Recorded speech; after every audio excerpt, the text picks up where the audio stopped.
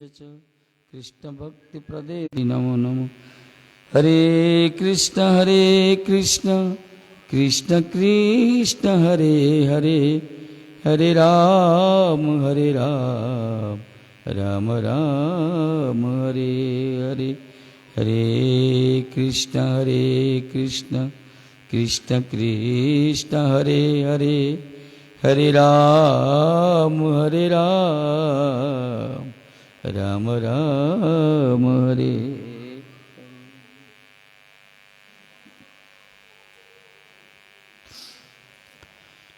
सर्वदेव मध्य गुरुपाद पद्म परमहंस पर्याचार्य पूज्य अष्टोत्तर शतशील भक्ति वैभव पुरी गोसाई महाशंकर अशोक अतुल चरण साष्टांग दंडवत प्रणिपात करता अहितुग्र प्रार्थना करी जगतगुरु शिल भक्ति सिद्धांत सरस्वती गोसाई प्रभुपाद रातुल स्वचरण साष्टांग दंडवत प्रणिपात करता प्रार्थना करी मध्य शिक्षा गुरु परमात्मा भक्ति विचार विष्णु विष्णु भक्ति सद केशव गोस्वामी चरण को सत्तांग दंडवत प्रणिपात प्रार्थना करी समस्त आचार्य वर्ज गुरुवर्ग गुरु परंपरा गौड़ीय सरस्वत भक्त बंद समस्त चरण कले वांचित साष्टांग प्रणिपात अहितुग्र प्रार्थना करी संपस्त वैष्णव वृंद मातृमंडली भगत कथा रसप्यस भक्तिजन वृंद ग्रामवासी भक्त वृंद समस्त चरण कमल वांछित धूर साष्टांग दंडवत प्रणिपात अहितुग्र प्रार्थना करी।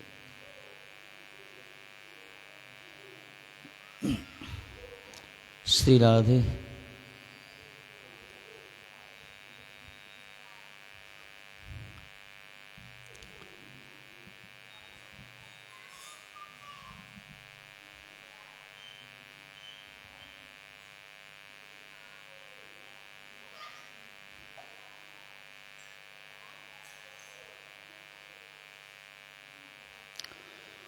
गतकाले में आस्वादन करथिले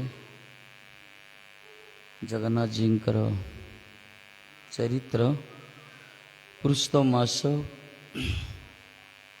पुरुषोत्तम धाम और महिमा भगवान पुरुषोत्तम को लीला चरित्र जगन्नाथ जींकर जमती कृष्ण लीला गौर लीला सेमती जगन्नाथ भी लीला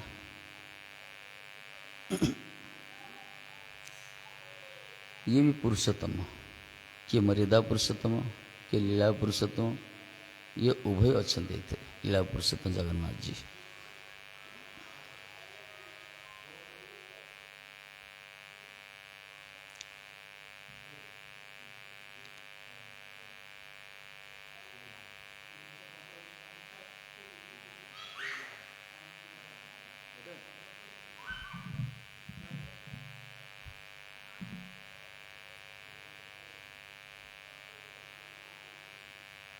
बोल जगन्नाथ महाराज की, बलदेव सुभद्रा जय की, सुदर्शन महाराज की, पुरुषोत्तम क्षेत्र महाराज की, इंद्रदुम्न महाराज की, गुंडीचा महारानी की, महोदधि की, श्रीमन चैतन्य महाप्रभु की जय जय श्री राधे।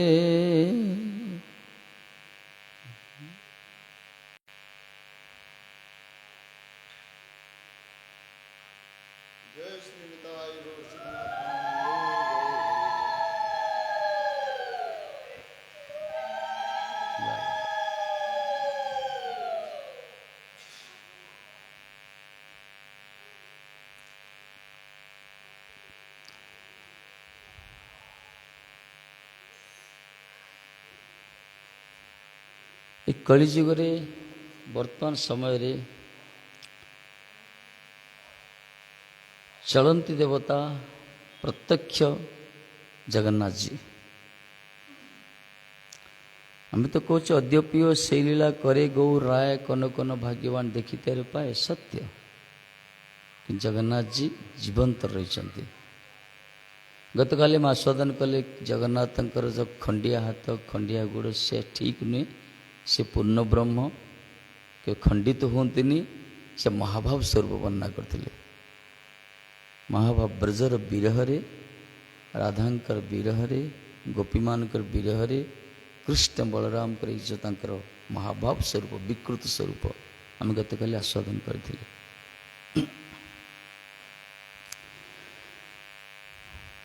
ବାସ୍ତବରେ ଜଗନ୍ନାଥଜୀ ପ୍ରାୟ ଲୋକ ତ ଜଗନ୍ନାଥଜୀଙ୍କୁ ଦର୍ଶନ କରିବା ପାଇଁ ଚାହାନ୍ତି, ନିଜର ଆରତି ଅଳି କରନ୍ତି, ଅଭିଯୋଗ କରନ୍ତି, ପ୍ରାର୍ଥନା କରନ୍ତି, ସ୍ତବ ସ୍ତୁତି ପାଠ କରନ୍ତି, କିନ୍ତୁ କମ୍ ଲୋକ ଜଗନ୍ନାଥଙ୍କର ପ୍ରକୃତ ତତ୍ତ୍ୱକୁ ଉପଲବ୍ଧି କରନ୍ତି। ଯାହା ବି ଭଗବାନ କରୁଣାମୟ ମଙ୍ଗଳମୟ, ସିଏ ସମସ୍ତଙ୍କର କଥା ଶୁଣନ୍ତି। ସିଏ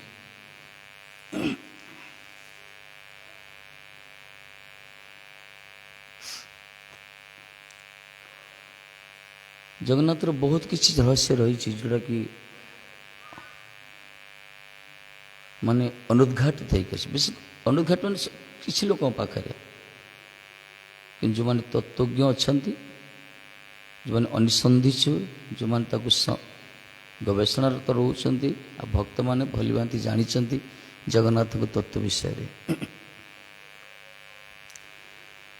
ଜଣେ ରାଜା ସେ ସମୟରେ ବହୁତ ଦିନ ତଳେ ଗୋଟେ ରାଜା ଥିଲେ ରାମଚନ୍ଦ୍ର ଦେବ, ତାଙ୍କ ନାଁ ଥିଲା ରାମଚନ୍ଦ୍ର ଦେବ। ସେ ଉତ୍କଳର ରାଜା ଥିଲେ, ପୁରୀର ରାଜା ଯାହା ବି ହଉ। ତାଙ୍କର ରାଜଧାନୀ ଥିଲା ପୁରୀଠୁ ନିକଟତର ଗୋଟେ ଖୋର୍ଦ୍ଧା ସହରରେ ତାଙ୍କ ରାଜପ୍ରସାଦ ଥିଲା। ଖୋର୍ଦ୍ଧା ଗୋଟେ ସହର ଅଛି, ଖୋର୍ଦ୍ଧା ଟାଉନ୍, ପୁରୀ ଯେଉଁ ଆସନ ପଡ଼େ, ସେଇଠି ତାଙ୍କର ପ୍ୟାଲେସ୍ ଥିଲା, ରାଜନଗର। ସେଇଠି ସେ ରହୁଥିଲେ, ଶାସନ କରୁଥିଲେ, ମନ୍ଦିରର ପୁରା ଦାୟିତ୍ୱ ନେଉଥିଲେ, ଶ୍ରୀମନ୍ଦିରର ରାଜା ଶ୍ରୀ ମହାରାଜ। ବହୁତ ଦିନ ତଳେ ସେଇ ସମୟରେ କ'ଣ ହେଇଛି, ମୋଗଲ ମାନଙ୍କର ଶାସନ ଥିଲା ସାରା ଭାରତରେ, ମୋଗଲ ଶାସନ। ଆଉ ଏ ଯେଉଁ ରାଜା ରାମଚନ୍ଦ୍ର ଦେବ, ଇଏ ମୋଗଲର ଶାସନର ଅଧୀନସ୍ଥ ଥିଲେ। କାହିଁକିନା ଦିଲ୍ଲୀ ଦରବାର ଏମ୍ପାୟାର ଯେଉଁମାନେ ବସନ୍ତି, ମୋଗଲ ସମ୍ରାଟ ତାଙ୍କରି ଅଣ୍ଡରରେ ରୁହନ୍ତି ଯେତେ ସବୁ ଛୋଟ ଛୋଟ ରାଜ୍ୟମାନେ। ତେଣୁ ରାମଚନ୍ଦ୍ର ଦେବ କ'ଣ କରୁଥିଲେ, ମୋଗଲ ସମ୍ରାଟର ଅଧୀନସ୍ଥ ଥିଲେ। ଆଉ ମୋଗଲର ସମ୍ରାଟ ସେ କ'ଣ କିଛି ସୁବେଦାରକୁ ନିଯୁକ୍ତି କରିଥିଲେ, ସୁବେଦାର ଯେଉଁମାନେ କିଛି କିଛି ରାଜ୍ୟର ଦାୟିତ୍ୱ ନେବେ। ସେ ଗୋଟେ ସୁବେଦାର ଥିଲା ଓଡ଼ିଶା ପାଇଁ, ତା ନାଁ ଥିଲା ତକି ଖାଁ। କ'ଣ? ତକି ଖାଁ, ପୁରା ଲେଖା ହେଇଛି, ଗୋଟେ ଇତିହାସ ଦେଖିବା ଆମେ। ସେ ଉତ୍କଳର ଦାୟିତ୍ୱ ନେଇଥିଲେ ଆଉ କର ଆଦାୟ କରି ଦିଲ୍ଲୀ ଦରବାରକୁ ପଠାଉଥିଲେ। କିନ୍ତୁ ସେ ଲୋକଟା ତକି ଖାଁ ସେ ହିନ୍ଦୁ ବିରୋଧୀ, ମା ତାଙ୍କର ହିନ୍ଦୁ, ତଥାପି ସେ ମନ୍ଦିର ମଠ ମନ୍ଦିର ଦେଖିଲେ ତାର ଏଲାର୍ଜି ହେଇଯାଏ। ହିନ୍ଦୁମାନଙ୍କ ବିରୋଧ ଥିଲେ ସେ ତକି ଖାଁ, ପଠାଣ ମୋଗଲ ସେ। ତେଣୁ ସେ ପ୍ରାୟ ମଠ ମନ୍ଦିର ସିଏ ଭାଙ୍ଗିଛନ୍ତି ଓଡ଼ିଶାରେ। କଳାପାହାଡ଼ ବୋଲି ନାଁ ଦିଆଯାଇଛି ଯାହା ବି ହଉ। ଶେଷରେ ସେ ପୁରୀ ମନ୍ଦିର ମଧ୍ୟ ସେ ଭାଙ୍ଗିବା ପାଇଁ ବା ପୁରୀ ମନ୍ଦିରକୁ ଧ୍ୱଂସ ବିଧ୍ୱସ୍ତ କରିବା ପାଇଁ ସେ ଇଚ୍ଛା ପ୍ରକାଶ କଲେ। ତାର ସେ ଅଭିସନ୍ଧି ଦେଖି, ତାର ଉଦ୍ଦେଶ୍ୟ, ମନ୍ଦ ଉଦ୍ଦେଶ୍ୟକୁ ଦର୍ଶନ କରି ରାମଚନ୍ଦ୍ର ଦେବ ଯିଏକି ରାଜା ଥିଲେ, ସେ ଥରେ ଯୁଦ୍ଧ ଡାକରା ଡାକିଲେ। କହିଲେ ଏଇଟା ସହିତ ଯୁଦ୍ଧ କରିବା, ଯୁଦ୍ଧରେ ଆକୁ ପରାଜିତ କରିଦେଲେ ମଇଦାନ ଛାଡ଼ିକି ପଳେଇବ, ତାହେଲେ ଆମେ ଆମ ମନ୍ଦିର ସୁରକ୍ଷିତ ହେଇଯିବ। ଶ୍ରୀମନ୍ଦିରକୁ ସୁରକ୍ଷା କରିବା ପାଇଁ, ପୁରୀ ମନ୍ଦିରକୁ ସୁରକ୍ଷା କରିବା ପାଇଁ ସେ ଯୁଦ୍ଧର ଡାକରା ଦେଲେ। ତକି ଖାଁ ସହିତ ରାମଚନ୍ଦ୍ର ଦେବଙ୍କ ଯୁଦ୍ଧ ହେଲା, କିନ୍ତୁ ଦୁର୍ଭାଗ୍ୟବଶତଃ ଯୁଦ୍ଧରେ ହାରିଗଲେ ତକି ଖାଁ, ଯୁଦ୍ଧ ହାରିଗଲେ। ଯେତେବେଳେ ଯୁଦ୍ଧରେ ପରାଜିତ ହେଇଛନ୍ତି, ସେ ତକି ଖାଁ କ'ଣ କଲେ, ତାଙ୍କୁ ବନ୍ଦୀ କରିଦେଲେ। ରାଜାଙ୍କୁ ବନ୍ଦୀ କରି କେଉଁଠି ରଖିଲେ, ତାର ରାଜକାର୍ଯ୍ୟ ସେ ବୁଝୁଥିଲା କଟକ ନଗରରେ, କଟକ ଯେଉଁ ଅଛି ଆମର, ସେ ବନ୍ଦୀ ଘର, ସେଇଠି ବନ୍ଦୀ ଘରେ କଟକରେ ରଖିଲା ତକି ଖାଁକୁ ସେ। ଏହି ସମୟରେ ସାରା ଉତ୍କଳରେ କ'ଣ, ପୁରୀରେ କ'ଣ, ସମସ୍ତେ ଆଶ୍ଚର୍ଯ୍ୟ ହେଇଗଲେ, ଆରେ ଆମ ରାଜା ତ ବନ୍ଦୀ ହେଇଗଲେ, ମନ୍ଦିର ସୁରକ୍ଷା କିଏ କରିବ, ମନ୍ଦିର ବୁଝାସୁଝା କିଏ କରିବ, ପଠାଣମାନଙ୍କ ରାଜ ଚାଲିଛି। ଇଏ ବି ବନ୍ଦୀ ଘରେ ଥାଇ ବହୁତ ଚିନ୍ତିତ ହେଲେ, ମୋତେ ଭଲେ ମୋର ମୃତ୍ୟୁ ହେଇଯାଉ, ମୋତେ କଷ୍ଟ ମିଳୁ, କିନ୍ତୁ ଜଗନ୍ନାଥଜୀଙ୍କର ସେବା ପରିପାଟି ଠିକ୍ରେ ଚାଲୁ, ମନ୍ଦିର ଯେ ପ୍ରକାର ସୁରକ୍ଷିତ ରହୁ। ଅନନ୍ୟ ଭକ୍ତ ଥିଲେ ଜଗନ୍ନାଥ ଥିଲେ ସିଏ। ତେଣୁ ଚିନ୍ତା କରୁଛନ୍ତି ଏ ସମୟରେ ସେ ଭଗବାନଙ୍କ ବ୍ୟବସ୍ଥାକୁ, ସେ ତକିକାର ଗୋଟେ ଭଉଣୀ ଥିଲା, ସେ ଭଉଣୀ କ'ଣ ରେଜିଆ, ତା ନାଁ ହେଲା ରେଜିଆ। ସେ ଭଉଣୀ ଭଲ ପାଉଥିଲା ରାଜାଙ୍କୁ ଆନ୍ତରିକ। ସେ ବନ୍ଦୀ ଘରକୁ ଆସିଲା। ବନ୍ଦୀ ଘରୁ ଆସି ସେ ପରାମର୍ଶ ଦେଉଛନ୍ତି, ଦେଖ ମୁଁ ତୁମକୁ ପ୍ରୀତି କରେ, ତୁମେ ମୋତେ ବାହା ହେଇଯାଅ। ତୁମେ ମୋତେ ଯଦି ବିବାହ କରିବ ତାହେଲେ ମୋ ଭାଇ ତକିଖା ମନ୍ଦିର ଉପରେ ଚଢ଼ାଉ କରିବ, ଯାଅ, ମନ୍ଦିରଟା ସୁରକ୍ଷା ହେଇଯିବ। ରାମଚନ୍ଦ୍ର ଚିନ୍ତା କଲେ ପ୍ରସ୍ତାବଟା ମନ୍ଦ ନୁହେଁ, କାରଣ ଏ ତ ଜଗନ୍ନାଥଙ୍କ ଭକ୍ତ ଥିଲେ, ମନ୍ଦିର ରକ୍ଷା କରିବା ଦରକାର। କିନ୍ତୁ ସେ ରେଜିଆ କହିଲେ, ମୋତେ ବାହାହେଲେ ତୁମେ ଧର୍ମ ଛାଡ଼ିବାକୁ ପଡ଼ିବ। ଗୋଟେ ମୁସଲିମ ଝିଅକୁ ବାହାହେଲେ ତ ହିନ୍ଦୁ ଧର୍ମ ଛାଡ଼ିବାକୁ ପଡ଼ିବ ନା। ଇଏ ସେଇଠି କିଂ କର୍ତ୍ତବ୍ୟ ମୋଡ଼ ଅବସ୍ଥା ହେଲାଙ୍କର। ବିଚାର କଲେ ମୁଁ ଧର୍ମକୁ କେମିତି ଛାଡ଼ିବି? ବିବାହ କରିବି ସତ୍ୟ, କିନ୍ତୁ ଧର୍ମ ତ ଛାଡ଼ିପାରିବିନି ନା, କାହିଁକିନା କଟ୍ଟରପନ୍ଥୀ ହିନ୍ଦୁ ଥିଲେ ସିଏ, ସନାତନୀ ଥିଲେ ସିଏ, ଧର୍ମ ତ ଛାଡ଼ିପାରିବେନି ସେ କେବେ। ଶ୍ରୀରାମ ତେଣୁ ସେ କ'ଣ କଲେ, ଚିନ୍ତା କରୁଛନ୍ତି, ଗଭୀର ଚିନ୍ତିତ ସେ, କେମିତି ଧର୍ମକୁ ଛାଡ଼ିବି ମୁଁ।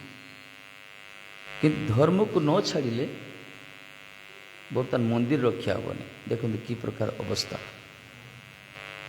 ଭଗବାନଙ୍କର। ଜୀବନରେ ଏମିତି ଗୋଟେ ସମସ୍ୟା ଆସେ, ଆମେ ସମାଧାନ କରିପାରିବାନି। ଦ୍ୱିମୁଖୀ, ଦୁଇ ଛକିରେ ଛିଡ଼ା ହେବା। ଜୀବନରେ ଗୋଟେ ଆସେ ଦୁଇ ଛକି, ଯାକ ଦୁଇଟା ରାସ୍ତା ଥିବ, ମଝିରେ ଛିଡ଼ା ହେବା। କେଉଁ ପଟେ ଯିବା ଆମେ ନିର୍ଣ୍ଣୟ କରିପାରିବାନି। ବର୍ତ୍ତମାନ ରାମଚନ୍ଦ୍ର ଦେବଙ୍କର ମନ ଭିତରେ କ'ଣ ଆସିଲା, ମୁଁ ଯଦି ତା ଭଉଣୀକି ବାହା ହେବି ତାହେଲେ ମନ୍ଦିର ସୁରକ୍ଷିତ ହେଇଯିବ। ମୁସଲିମ ଝିଅକୁ ଯଦି ବାହା ହେବି, ବିବାହ କରିବି, ଯଦି ରେଜିଆକୁ ବିବାହ ନ କରିବି ତାହେଲେ ତା ଭାଇ ତକିଖା ମନ୍ଦିରଟାକୁ ଭାଙ୍ଗିଦେବ। ତେଣୁ ବର୍ତ୍ତମାନ ଏ ବିଚାର କରୁଛନ୍ତି ମୁଁ କରିବି କ'ଣ।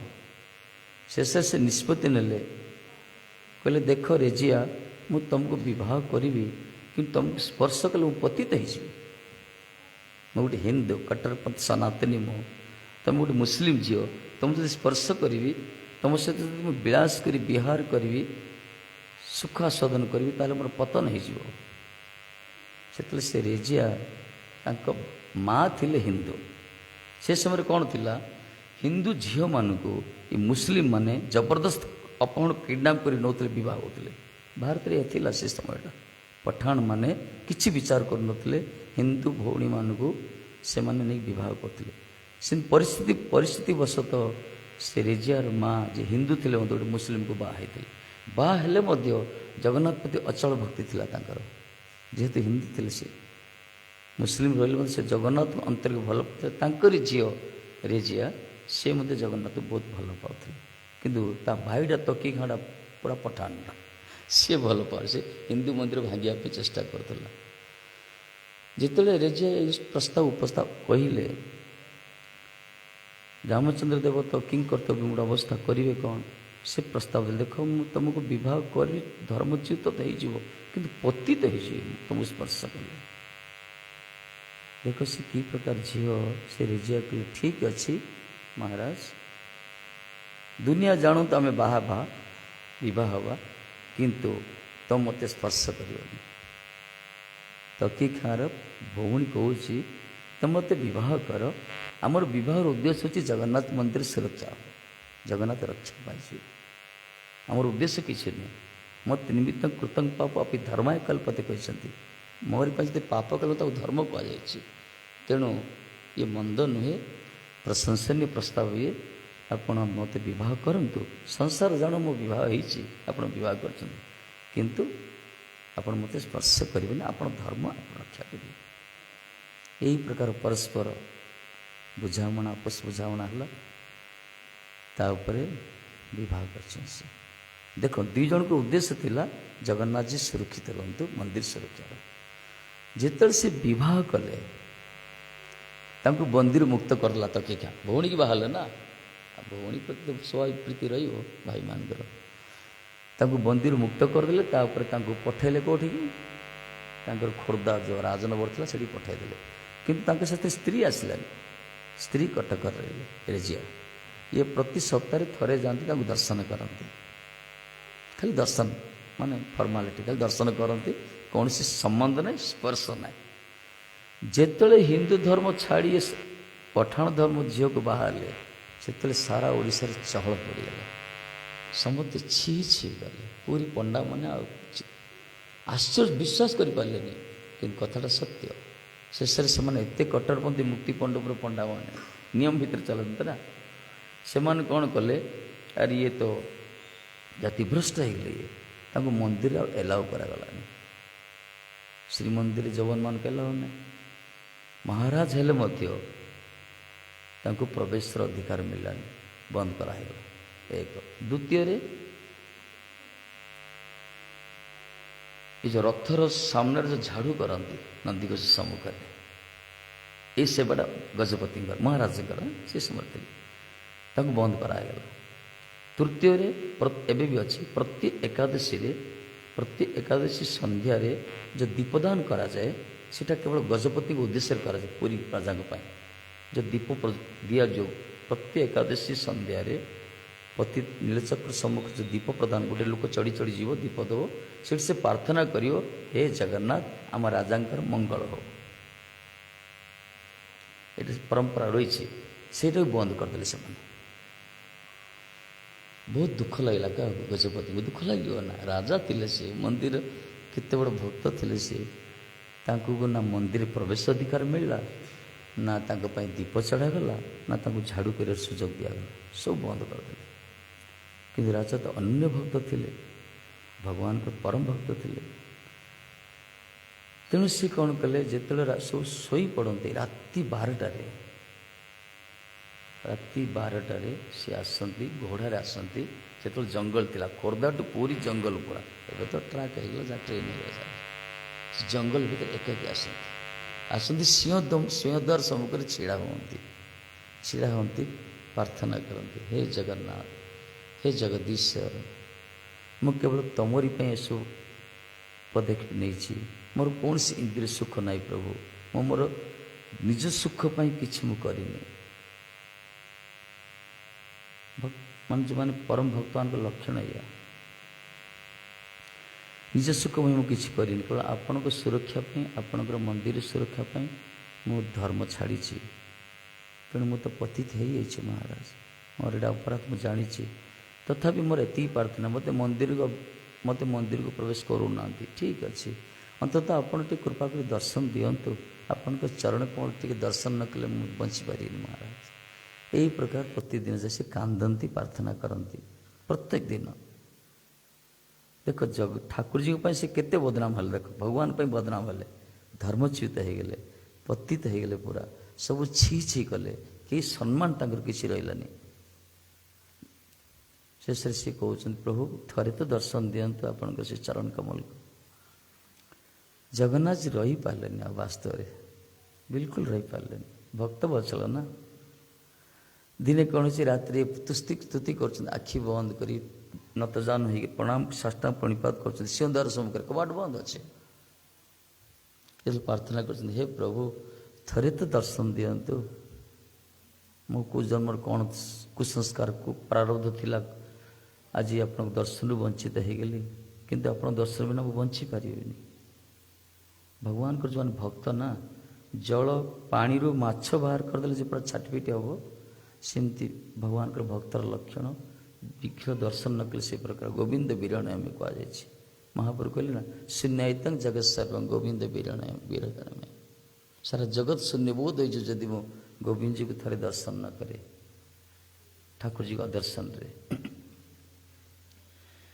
ଜଗନ୍ନାଥ ସହିପାରିଲେନି, ଆଉ ଯେଉଁଟା ବିଗଳିତ ହେଲେ, ବିଜୁଳି ତାଙ୍କ ଚକ୍ଷୁରୁ ବି ଲୋତକ ପ୍ରବାହିଥିଲା, ସେ ଆଉ ରହିପାରିଲେନି, ସବୁ ନୀତି ନିୟମ ଶୃଙ୍ଖଳାକୁ ସେ ଭାଙ୍ଗିଦେଲେ।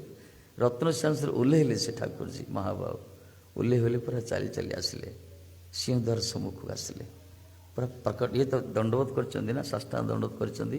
ଯେତେବେଳେ ଆଖି ଖୋଲି ଦେଖିଛନ୍ତି ଠାକୁରଜୀ ବିରାଜମାନ ସେ ପ୍ରକଟ ଅଛନ୍ତି ସେଇଠି।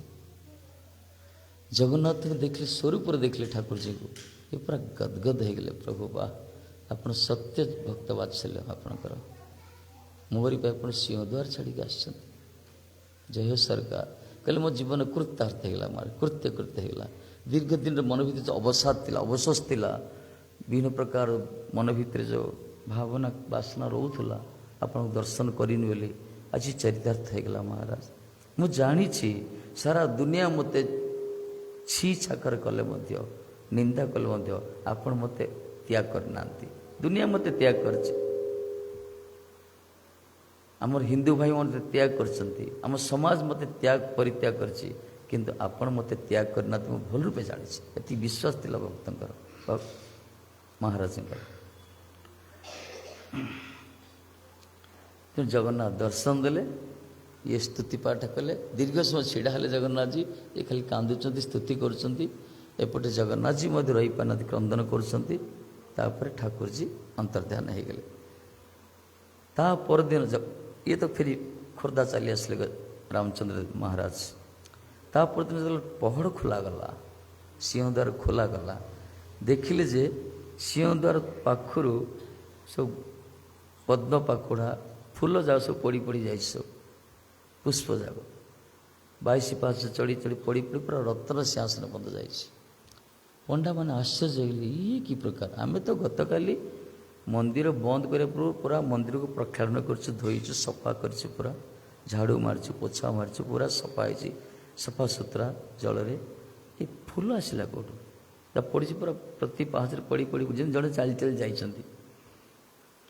ତାପରେ ଦେଖିଲେ ରତ୍ନବେଦୀ ସିଂହାସନରେ ଯେଉଁ ଠାକୁର ବିରାଜମାନ କରିଛନ୍ତି, ତାଙ୍କର ଅଳଙ୍କାର ସବୁ ବିପର୍ଯ୍ୟସ୍ତ ହେଇଛି, ଅଳଙ୍କାର ସବୁ ତଳେ ପଡ଼ିଯାଇଛି, ବସ୍ତ୍ର କୁଆଡ଼େ କୁଆଡ଼େ ହେଇଛି।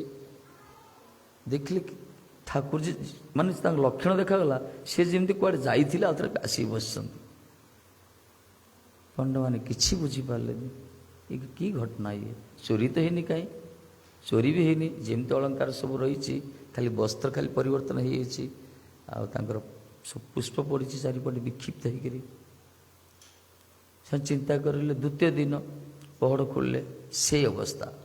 କିନ୍ତୁ ଲଗାତାର 10 ଦିନ ପର୍ଯ୍ୟନ୍ତ ଦେଖିଲେ ସେମାନେ, 10-12 ଦିନ। କହିଲେ କି ଘଟଣା? ଆମେ ତ ସବୁ ସଫା ସୁତରା କରିକି ଯାଉଛୁ, ରାତିରେ ମନ୍ଦିରଟାକୁ ପୁରା ଧୋଉଛୁ, ଆମେ ପରିଷ୍କାର କରୁଛୁ, ପାଣି ଦେଇ ଜଳ ଦେଇ ପରିଷ୍କାର କରି ମୋଛା ମାରିକି ସଫା କରି ଯାଉଛୁ, କିନ୍ତୁ ପରେ ଦେଖାଯାଉଛି ଗୋଟେ ଫୁଲ ବି, ଗୋଟେ ଧୂଳି ବି ନଥାଏ। କିନ୍ତୁ ସକାଳୁ ଦେଖୁଛୁ ପୁରା ପୁଷ୍ପ ପଡ଼ି ଯାଇଛି, ପୁରା ପଦ୍ମ ପୁଷ୍ପ, ଗୋଲାପ ପାଖୁଡ଼ା। ଆଉ ଠାକୁରଙ୍କୁ ପୁରା ଶୃଙ୍ଗାର ଆମେ କରିକି ଯାଇଥାଉ, କିଛି କିଛି ପରିଧାନ କରିଥାଉ, ଯାହାକି ବସ୍ତ୍ର ଆଉ ଅଳଙ୍କାର ପରିଧାନ କରିଥାଉ, ସକାଳୁ ଦେଖୁଛୁ ସେ ସବୁ ଖୋଲା ହେଇଯାଇଛି, ସବୁ ଏପଟେ ପଡ଼ିଥିବ, ବାଁ ପଟେ ଡାଁ ପଟେ। ତେଣୁ ବଡ଼ ପଣ୍ଡା ଆଉ ସହି ପାରିଲେନି। ଗଜପତି କହିଲେ, ଗଜପତି କି ସେ ସମୟରେ କେହି ନଥିଲେ, ଇଏ ଥିଲେ ରାମଚନ୍ଦ୍ର ଦେବ, ସେମାନେ ଦାୟିତ୍ୱ ନେଉଥିଲେ। ବଡ଼ ପଣ୍ଡା କ'ଣ କଲେ, ଦିନେ ରାତିରେ ଖାଇଲେନି, ଜଳ ବି ପାନ କଲେନି, ଆଉ କିଛି ଖାଇନାହାନ୍ତି। ଦିନ ସାରା ଉପବାସ ରହିଛନ୍ତି, ମନ୍ଦିର ଭିତରେ ରହିଲେ। ମନ୍ଦିର ଭିତରେ ଠିକ୍ 12ଟା-1 ପରେ ଏପଟେ ଲୀଳା ଚାଲିଛି ଆଙ୍କର। ରାମଚନ୍ଦ୍ର ଦେବ ଆସିଛନ୍ତି, ଜଗନ୍ନାଥ ସେଠିକି ଯାଇଛନ୍ତି। ଏହି ସମୟରେ ଆକୁ ନିଦ ହେଇଯାଇଛି। କାହାକୁ? ବଡ଼ ପଣ୍ଡା। ଠାକୁରଙ୍କ ଲୀଳା ନା, ଏଇ ନିଦ ହେଇଗଲା, ଦେଖିଦେବେ ନା, ଇଏ ପୁରା ତନ୍ଦ୍ରା, ନିଦ ହେଇଯାଇଛି। ଠାକୁରଜୀ ଦର୍ଶନ ଦେଇଛନ୍ତି, ସ୍ତୁତି ପାଠ ଚାଲିଛି, ଭକ୍ତ ବି କାନ୍ଦୁଛନ୍ତି, ଭଗବାନ ବି କାନ୍ଦୁଛନ୍ତି। ନିଦ୍ରାର ପରେ ତାପରେ ଠାକୁରଜୀ ଅନ୍ତର୍ଧାନ ହେଇଛନ୍ତି ସେଇଠୁ। ଏଇ ନିଦ୍ରା ଠାକୁର ଆସି କହୁଛନ୍ତି ବଡ଼ ପଣ୍ଡାକୁ, ଦେଖ ରାମଚନ୍ଦ୍ର ଦେବ ମୋର ପରମ ଭକ୍ତ, ମୋର ଅନନ୍ୟ ଭକ୍ତ, ସିଏ ଅକିଞ୍ଚନ, ନିଷ୍କିଞ୍ଚନ, ନିଃସ୍ୱାର୍ଥପର, ନିରଭିମାନ, ନିଷ୍କପଟ ଭକ୍ତ ସିଏ। ଆଉ ତାକୁ ତମମାନେ ସବୁ ବନ୍ଦ କରିଦେଲ, ଠିକ୍ ଅଛି, ତମ ସମାଜ ତମେ କର ସେଥିରେ, ମୁଁ କିନ୍ତୁ ସିଏ ଯେତେବେଳେ ଆସେ ନା, ପ୍ରତିଦିନ ରାତିରେ ସିଏ ଆସେ, ମୋତେ କାନ୍ଦି କାନ୍ଦି ପ୍ରାର୍ଥନା କରେ, ପ୍ରଭୁ ଥରେ ତ ଦର୍ଶନ ଦିଅ। ଆରେ ତା ବିନା ମୁଁ ବି ରହିପାରୁନି, ମୋର ଏତେ ବଡ଼ ଭକ୍ତ ସିଏ। ସେ ଯେତେବେଳେ କ୍ରନ୍ଦନ କରେ, ମୋ ସିଂହାସନରେ ଶୋଇପାରେନି ଶାନ୍ତିରେ, ମୁଁ ବିଲକୁଲ ଶୋଇପାରେନି, ମୋତେ ନିଦ ବି ହୁଏନି। ତେଣୁ ମୁଁ ବାଧ୍ୟ ହେଇକି ସେଇଠି ଯାଏ ତାକୁ ଦର୍ଶନ ଦେବା ପାଇଁ। ତେଣୁ ଗୋଟେ କାମ କର, ମୋର ଗୋଟେ ପ୍ରତିମୂର୍ତ୍ତି ତମେ ସିଂହଦ୍ୱାର ପାଖରେ ରଖ। ଏତିକି କହି ଠାକୁରଜୀ ଅନ୍ତର୍ଧାନ ହେଇଗଲେ। ପଣ୍ଡା ତାପରେ ମୁକ୍ତି ମଣ୍ଡପ ସମସ୍ତେ ଡାକିଲେ, ପୁରୀରେ ବଡ଼ ବଡ଼ ପଣ୍ଡା, ଆରେ ଆରେ ଜଗନ୍ନାଥଜୀଙ୍କ ଏଇ ପ୍ରକାର, ସେମାନେ ବଡ଼ ପ୍ରଶଂସିତ ହେଲେ। ଯାହା ହଉ ଆମ ରାଜା ଏତେ ବଡ଼ ଭକ୍ତ। ପ୍ରକୃତରେ କେହି ଜାଣିନାହାନ୍ତି ରାମଚନ୍ଦ୍ର କାହିଁକି ଏ ପ୍ରକାର ପଦକ୍ଷେପ ନେଲେ, ଜାଣିଶୁଣି କାହିଁକି ବିବାହ କଲେ ମୁସଲିମ ଝିଅକୁ, ଯାହା ସହିତ କୌଣସି ଇନ୍ଦ୍ରିୟ ସୁଖ ନାହିଁ, ସ୍ପର୍ଶ ବି କରିନାହାନ୍ତି, ଯେମିତି ଆମ ରାଧାରାଣୀ ଚନ୍ଦ୍ରସେନାକୁ ସ୍ପର୍ଶ ହିଁ କରିନାହାନ୍ତି, ଅଭିମନ୍ୟୁକୁ, ଯେମିତି ମୀରାଜୀ ତାଙ୍କ ସ୍ୱାମୀକୁ ସ୍ପର୍ଶ ହିଁ କରିନାହାନ୍ତି। ସେମାନେ ରାଜାଙ୍କ ମନରେ ପ୍ରଶଂସା କଲେ, କିନ୍ତୁ ଆଉ ତାଙ୍କୁ ତ ପ୍ରବେଶ ଅଧିକାର ନାହିଁ, ବାନ୍ଧିଲା ପାଞ୍ଜିରେ ନିୟମ ଅଛି। ତେଣୁ ସେ କ'ଣ କଲେ, ଗୋଟେ ପ୍ରତିମୂର୍ତ୍ତି ସ୍ଥାପନା କଲେ ସେଇଠି। ପ୍ରତିମୂର୍ତ୍ତି ଠାକୁରଜୀ କହିଲେ, ଠାକୁରଜୀ ତାଙ୍କର ସ୍ୱଭାବ, ଦେଖ ମୋରି ସୁଖ ପାଇଁ ଯେ ପତିତ ହେଇଗଲା, ସେଇ ପତିତମାନଙ୍କୁ ଉଦ୍ଧାର କରିବା ପାଇଁ ମୁଁ ମଧ୍ୟ ସେ ପତିତ ପାବନ ନାମରେ ସାରା ଜଗତରେ ବିଖ୍ୟାତ ହେବି। ତେଣୁ ସିଂହଦ୍ୱାର ସମ୍ମୁଖରେ ପତିତ ପାବନକୁ ସ୍ଥାପନା କରାଗଲା। ବୋଲ ପତିତ ପାବନ ମହାରାଜ କି। ତେଣୁ ଆଜି ଆମେ ତାର ସୁଯୋଗ ଲାଭ କରୁଛୁ। ଯେଉଁମାନେ ଶ୍ରୀମନ୍ଦିରକୁ ଯାଇପାରୁନାହାନ୍ତି, ଯେଉଁମାନଙ୍କର ପ୍ରବେଶ ଅଧିକାର ନାହିଁ, ସେମାନେ ସିଂହଦ୍ୱାର ସମ୍ମୁଖରେ ପତିତ ପାବନକୁ ଦର୍ଶନ କରି ନିଜେ କୃତାର୍ଥ ହେବେ। ଆଉ ଶ୍ରୀମନ୍ଦିରରେ ରତ୍ନବେଦୀରେ ଠାକୁରଙ୍କୁ ଦର୍ଶନ କରିବା ଯାହା, ସିଂହଦ୍ୱାର ସମ୍ମୁଖରେ ପତିତ ପାବନକୁ ଦର୍ଶନ କରିବା ତାହା, ଏକା ଫଳ। ସିଂହଦ୍ୱାର ତ ସେ ସ୍ଥାପନା ହେଇଛନ୍ତି, ପ୍ରକଟ ହେଇଛନ୍ତି, କିନ୍ତୁ ସିଂହଦ୍ୱାରରୁ ଚାଲି ଚାଲି ଆସୁଛନ୍ତି ପତିତ ପାବନ। ଇଏ ତ ବଡ଼ ପାୱାରଫୁଲ୍। ଇଏ ଭକ୍ତକୁ ଦର୍ଶନ ଦେବା ପାଇଁ ଚାଲି ଚାଲି ଆସିଛନ୍ତି, ସେ ଦର୍ଶନ ଦେବା ପାଇଁ। ତେଣୁ ରାମଚନ୍ଦ୍ର ଦେବ ମହାରାଜଙ୍କ କୃପାରେ ଆଜି ଆମେ ସାରା ବିଶ୍ୱ ବ୍ରହ୍ମାଣ୍ଡ ଆଜି ସମସ୍ତେ ଆମେ ସେ ପତିତ ପାବନକୁ ଦର୍ଶନ କରିପାରୁଛେ। ଏଇ ହେଉଛି ପତିତ ପାବନ ଠାକୁରଙ୍କର ଚରିତ୍ର, ଇଏ ଜଗନ୍ନାଥଙ୍କ ଲୀଳା। ଇଏ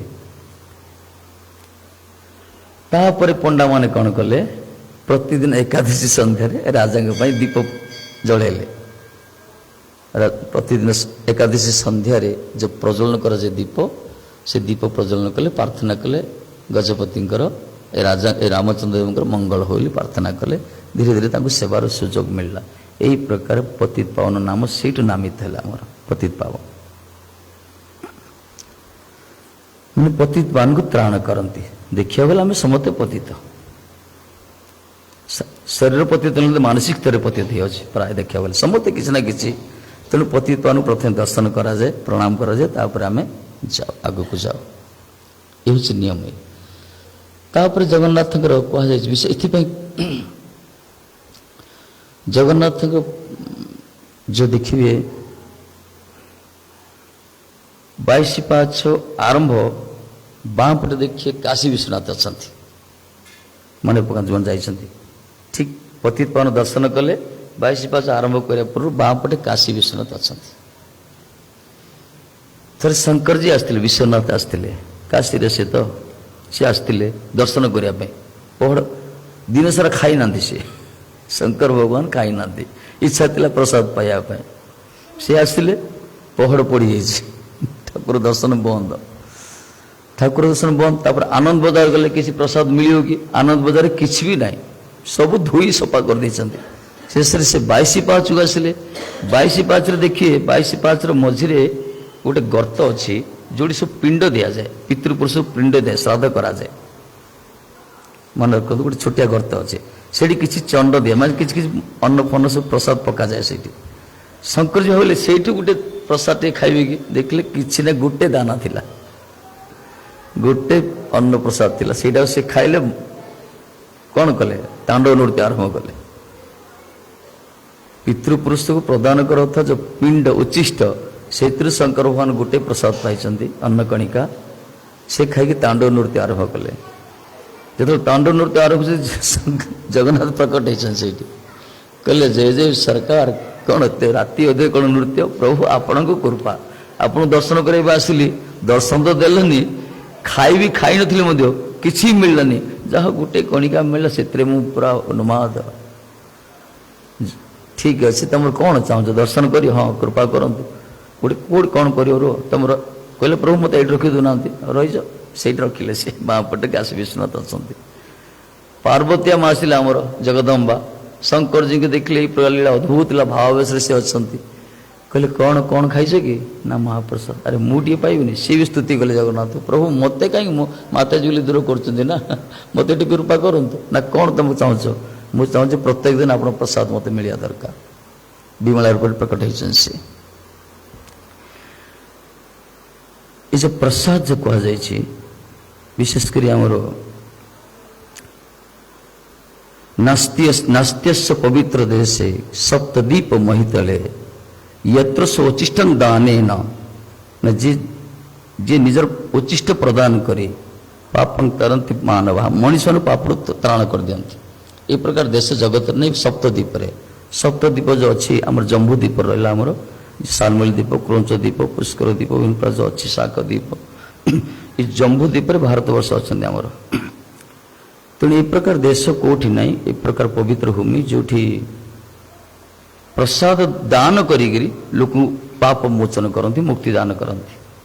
तेणु जगन्नाथ का हाथ जगत भात जगत पसारे हाथ को आगला जगन्नाथ महिमा अलग जगन्नाथ जी प्रसाद खाई प्रसाद बड़ महिमा पूरी धाम रे प्रसाद महिमा भूरी भूरी अच्छी बद्रीनाथ स्नान रामेश्वर स्नान करिया कौन लीला सब अच्छी जोड़ ठाकुर द्वारका लीला कर बद्रीनाथ तपस्या कर खाऊ कोड़ी स्नान कर खाऊ स्नान कले रामेश्वर रे प्रसाद खाइले पुरी रे लीला कले द्वारका रे शयन कले बद्रीनाथ रे यही प्रकार चारि धाम आमर जहाँ भी हो। ये महाप्रसाद महिमा कथा देखते महाप्रसाद क्या कह जाए प्रथम कथा आम जान महाप्रसाद माने जब मिलू अबड़ा महाप्रसाद कहे कि महाप्रसाद आख्यायिक व्युत्पत्ति शुणिया बर्तमान महाप्रसाद प्रकृति केमती हुए तार केतर स्तर अच्छी शुणु प्राय लोकंर विचार अच्छी विमला को प्रसाद लगला महाप्रसाद होता है विमला देवी को किंतु ये सिद्धांत नहीं शुणु बर्तमान प्रसाद लगुच विमला को मना ना प्रथमे ठाकुर जो रोषे करने कौन सब सामान अणा जाए चाउल डाली जहाँ कि सब जहाँ सामान घी जहाँ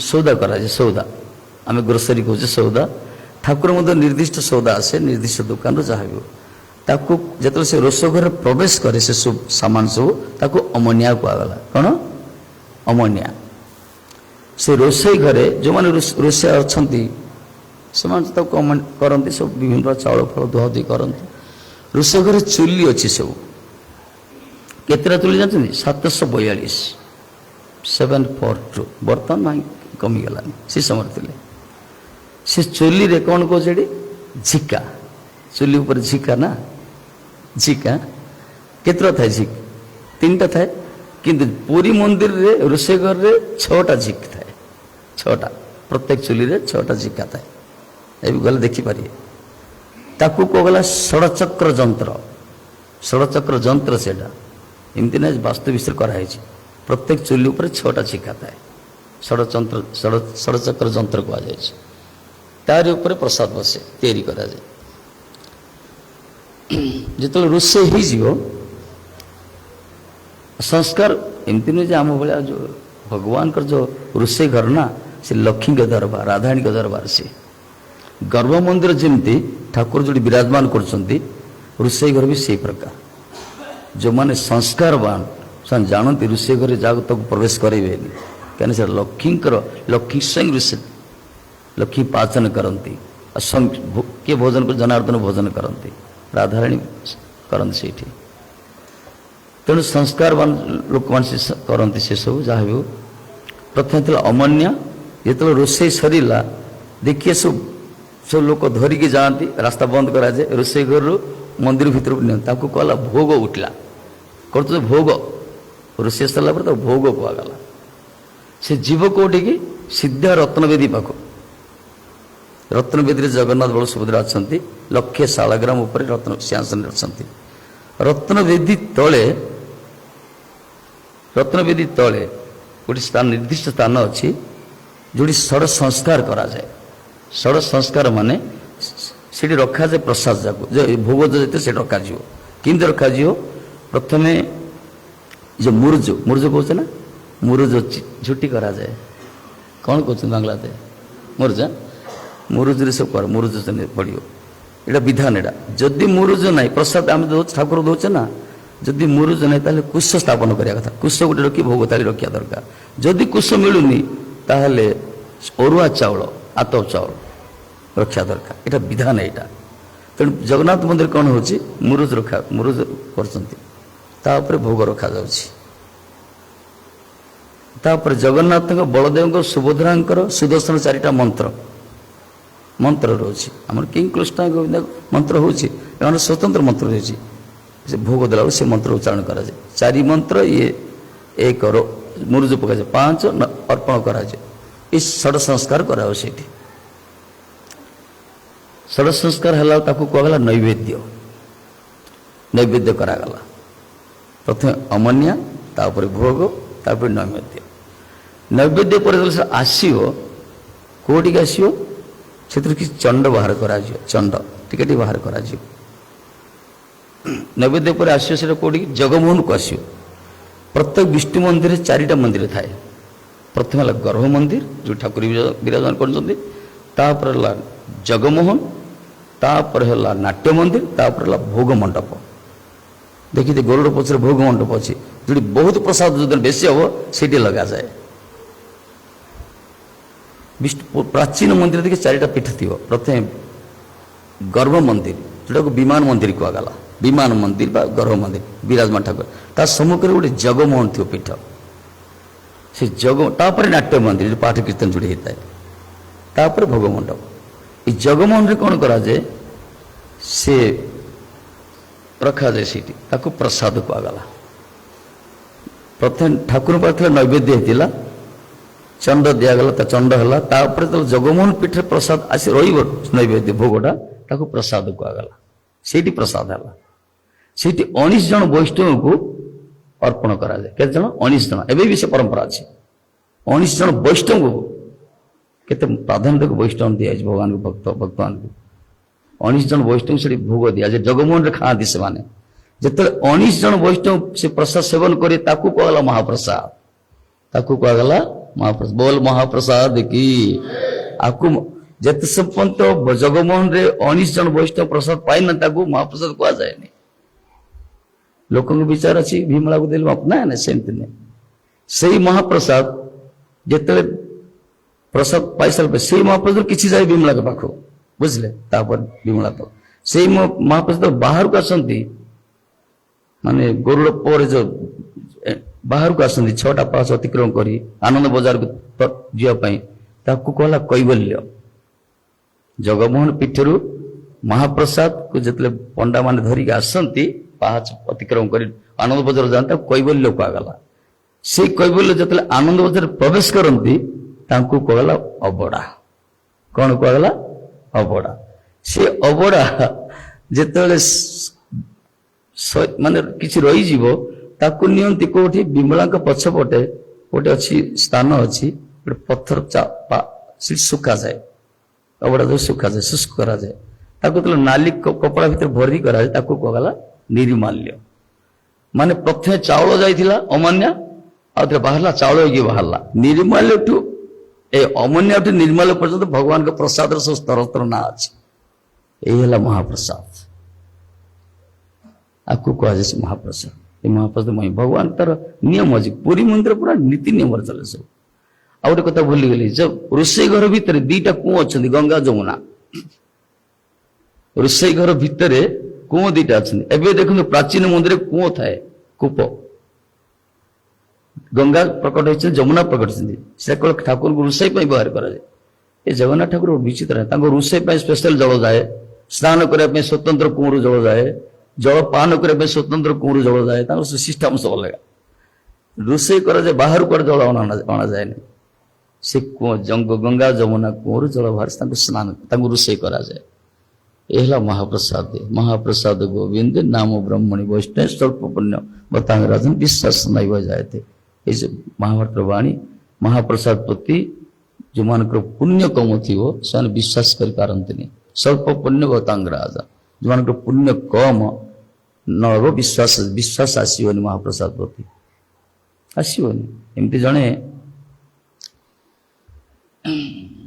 ଆମର ରାଜନ ମହାସ କହୁଥିଲେ ଗୋଟେ ଗପ ଗୋଟେ ଦକ୍ଷିଣରୁ ବୋଧେ ଦକ୍ଷିଣ ନା କୁଆଡ଼େ ନର୍ଥରୁ କୁଆଡ଼େ ଗୋଟେ ଲୋକ ଯାଇଥିଲେ ଦେଖିଲେ ସବୁ ଆନନ୍ଦ ବଜାର ପ୍ରସାଦ ଦେଖିଲେ ସବୁ ଅଇଁଠା ଖାଉଛନ୍ତି ସବୁ ମାନେ ସବୁ ସଫା ନାହିଁ ସତର ନାହିଁ ସେ ମାଡ଼ି ସବୁ ଚାଲି ଚାଲି ଯାଉଛନ୍ତି କିଏ କୋଉଠି ଖାଇ ଦେଉଛନ୍ତି ଫୋପାଡୁଛନ୍ତି ସବୁ ବିରକ୍ତି ହେଇଗଲେ ଏଇଟା କିଛି ସଂସ୍କାର ନାହିଁ ଏଠି ମହାପ୍ରସାଦ ତାଙ୍କର ବିରକ୍ତି ହବା ଆସିଗଲା ବହୁତ ଭଲ ଲୋକ ସିଏ ବହୁତ ବିଦ୍ୱାନ ଥିଲେ ଗୋଟେ ବକ୍ତା ବି ଥିଲେ ସେ ବା ସଙ୍ଗୀତକାର ଥିଲେ ସଙ୍ଗୀତକାର ଥିଲେ ସେ ଭଲ କୀର୍ତ୍ତନ କରୁଥିଲେ ଆସିଥିଲେ ଜଗନ୍ନାଥ ଦର୍ଶନ କରିବା ପାଇଁ ଜଗନ୍ନାଥ ଭାବରେ କଲେ କିନ୍ତୁ ଆନନ୍ଦ ବଜାରରେ ପ୍ରସାଦ ପାଇବା ଯାଇଛନ୍ତି ସେ ମହାପ୍ରସାଦ ଅବସ୍ଥା ଦର୍ଶନ କଲେ ତାଙ୍କ ମନ ଭିତରେ ବିତୃଷ୍ଣା ଆସିଗଲା ସେ ଘରକୁ ଗଲା ପରେ ତାଙ୍କର କଣ୍ଠଟା ଖରାପ ହେଇଗଲା କଣ୍ଠରେ ରୋଗ ହେଲା କଥା କହିପାରିଲେନି ଆଉ ପୁରା ସବୁବେଳେ ଯନ୍ତ୍ରଣା ହେଲା ବହୁତ ଡକ୍ଟର ଡାକିଲେ ବହୁତ ସ୍ପେଶାଲିଷ୍ଟ ଡାକିଲେ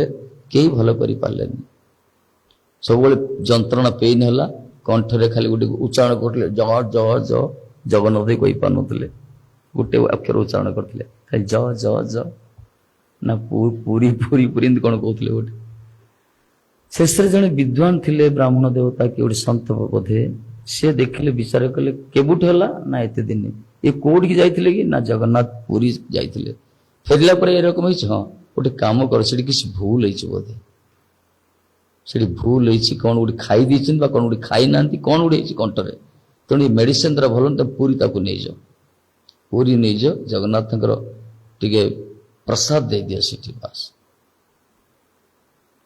ତାକୁ ପୁରୀ ନେଇ ଆସିଲେ ଲୋକଟା ମାନେ ବେଡେଡ୍ ହେଇକି ନ ଖାଇ ପାରୁନଥିଲେ ଖାଇ ବି ପାରୁନଥିଲେ ନ ଖାଇ ପୁରା ଶୀର୍ଣ୍ଣ ହୋଇଛି କଙ୍କାଳ ସ୍କେଲିଟନ ପୁରା ଶରୀରଟା ତାଙ୍କୁ ଷ୍ଟ୍ରେଚରରେ ନେଇ ଆସିଲେ ଭଇଁବେ ନେଇ ଆସିଲେ 22 ପାହାଚରେ ଟେକି ଟେକି ନେଉଛନ୍ତି ସେ ସମୟରେ ମନ୍ଦିର ବି ବନ୍ଦ ହେଇଯାଇଛି 22 ପାହାଚରେ ଦେଖିଲେ ଯୋଉ ପୂର୍ବରୁ କୁହାଯାଇଥିଲା ଯୋଉ ଉଚ୍ଚିଷ୍ଟ ରହୁଛି ସବୁ ପିତୃପୁରୁଷକୁ ଦଉଛନ୍ତି ସେଇଠୁ ଟିକେ ପ୍ରସାଦ ସେ ପ୍ରସାଦ ଦେଖି ଅନେଇଲେ କଥା କହି ପାରୁନଥିଲେ ଆକୁ ଯୋଉ ଟେକି ଟେକି ନେଉଛନ୍ତି ଇଏ ଚାହିଁଲେ ସେଠି ପ୍ରସାଦ ପଡୁଛି ହାତ ଠାରିଲେ ଏଇଠି ଲୋକ ବୁଝିପାରିଲେ ଆରେ ପ୍ରସାଦ ଚାହୁଁଛନ୍ତି ବୋଧେ ଟିକେ ଆଣି ଦେଇଦେଲେ ପ୍ରସାଦ ପାଇଛନ୍ତି ତାପରେ ଜୟ ଜଗନ୍ନାଥ ଛିଡା ହେଇଯାଇଛନ୍ତି ଜୟ ମହାପ୍ରସାଦ କି ପ୍ରସାଦର ମହିମା ବାସ୍ତବରେ ସେଥିପାଇଁ ଆମେ ଶାସ୍ତ୍ର ବର୍ଣ୍ଣନା କରାଯାଇଛି ଉଚ୍ଚିଷ୍ଟ ବାସି ପର୍ଯ୍ୟୁପସିତ ଦୂର ଦେଶରୁ ଆଗତ ଏସବୁ ଖାଦ୍ୟ ଖାଇବା କଥା ନାହିଁ କିନ୍ତୁ ମହାପ୍ରସାଦରେ ସେ ଏ ଶାସ୍ତ୍ର ଏ ସୂତ୍ର ଲାଗୁ ହୁଏ ନାହିଁ ଏ ବହୁତ ଦୂରରୁ ଗଲେ ମଧ୍ୟ ପୁରୀରୁ ଆମେରିକା ବି ଯାଉ ବାସି ହେଇକି ଯାଉ ତାକୁ ଅବଢା କରି ତିଆରି କରି ସେଥିରେ ପଖାଳ କରିକି ଯା ସେଇ ଯୋଉ ଭାବରେ ନିଅନ୍ତୁ ନା କାହିଁକି ଯେତେ ଦିନ ପୁରୁଣା ହେଉତ ନା କାହିଁକି ମହାପ୍ରସାଦରେ କୌଣସି ଦୋଷ ନାହିଁ ତେଣୁ ଏଇ ମହାପ୍ରସାଦ ପ୍ରତି ସାରା ବ୍ରହ୍ମାଣ୍ଡର ସମସ୍ତ ଦେବାଦେବୀ ମଧ୍ୟ ଲାଳାୟିତ ଆଜି ବି ସେ ମହାପ୍ରସାଦ ବଡ ପ୍ରଭାବ ଅଛି ଆଜ୍ଞା ଜଗନ୍ନାଥ ପ୍ରସାଦ ସତେ ଆପଣ ଦେଖନ୍ତୁ କୋଉ ଗାଁରେ କିଏ ଯଦି କାହାର ପିତୃଶ୍ରାଦ୍ଧ କରିବ କଣ କାହାର ବାହାଘର କରିବ ପୁରା ଅର୍ଡର ଦେଉଛନ୍ତି ପୁରା ପିକା ଉପରେ ଟ୍ରାକ୍ଟରରେ ସବୁ ପ୍ରସାଦ ଆସୁଛି ପୁରୀ ଧାମରୁ ତାଙ୍କର ସେବକ ମାନେ ଆସନ୍ତି ତାଙ୍କର ନିଜେ ପରିବେଷଣ କରିକି ଯାଆନ୍ତି କେତେ ସୁବିଧା ପୁରା ପୂର୍ବେ କିନ୍ତୁ ଜଗନ୍ନାଥ ପ୍ରସାଦ ବିତରଣ କରାଯାଉଥିଲା ବିକ୍ରି ହଉନଥିଲା ଏବେ ସମୟର ପୂର୍ବେ ବିତରଣ କରାଯାଉଥିଲା ବଣ୍ଟା ଯାଉଥିଲା ଏବେ କିଛି ଦିନ ପୂର୍ବରୁ ବହୁତ ଦିନ ପୂର୍ବରୁ କେତେ ଜଣ ବୁଦ୍ଧିଜୀବୀ ଲୋକ ବିଚାର କଲେ ପ୍ରସାଦ ବିତରଣ କରିବା କିନ୍ତୁ ସକ୍ସେସ୍ ହେଇପାରିଲେନି ଆଜି ସରକାର ଯଦି କିଛି ଚିନ୍ତା କରନ୍ତି ହେଇପାରେ ଭବିଷ୍ୟତରେ କାହିଁକିନା ଅନ୍ୟାନ୍ୟ ସବୁ ଧାମରେ ଅନ୍ନଛତ୍ର ଅଛି ଫ୍ରିରେ ପ୍ରସାଦ ମିଳୁଛି କିନ୍ତୁ ପୁରୀ ଧାମରେ ଆମର ସେ ବ୍ୟବସ୍ଥା ହେଇନି ପୂର୍ବରୁ ଥିଲେ ହେଇପାରେ ଜଗନ୍ନାଥ କୃପା କଲେ ହେଇଯିବ ମନା ନାହିଁ କରିବା ବି ଦରକାର ଇଏ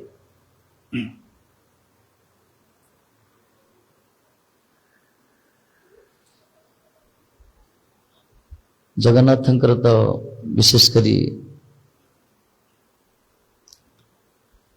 ଚୈତନ୍ୟ ମହାପ୍ରଭୁରେ ବର୍ଣ୍ଣନା କରାଯାଇଛି ମହାପ୍ରଭୁ ତ ପୁରା 18 ବର୍ଷ କାଳ ରହିଛନ୍ତି ଗମ୍ଭୀରାରେ ପ୍ରତ୍ୟେକ ଦିନ ସେ ଜଗନ୍ନାଥ ଦର୍ଶନ କରନ୍ତି ମଙ୍ଗଳ ଆରତୀ